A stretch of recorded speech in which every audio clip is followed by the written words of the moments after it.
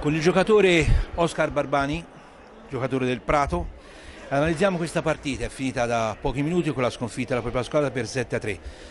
Una partita che voi avete secondo me ben giocato, avete combattuto, ribattuto colpo su colpo, avete stabilizzato il risultato sul 4-1 fino a circa metà del secondo tempo, poi c'è stato forse un momento in cui vi siete un po' smarriti, secondo me, e forse anche qualche decisione arbitrale che voi avete contestato.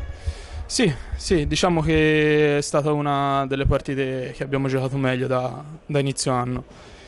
È vero, purtroppo è una cosa che ci contraddistingue, quei 5 minuti in cui perdiamo completamente la testa, non sappiamo quello che facciamo e prontamente ci puniscono gli avversari. E purtroppo sono d'accordo con te anche sulle decisioni. C'era secondo me un gol a favore nostro e il settimo, il sesto, ora non me lo ricordo, non era entrata, almeno dal mio punto di vista. Però vabbè, l'arbitro ha visto quello che ha visto e purtroppo ora finita non si può più tornare indietro.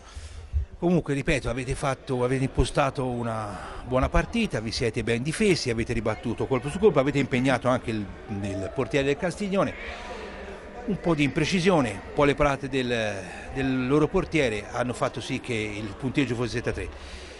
Ora ci impegniamo in settimana perché il prossimo impegno sarà?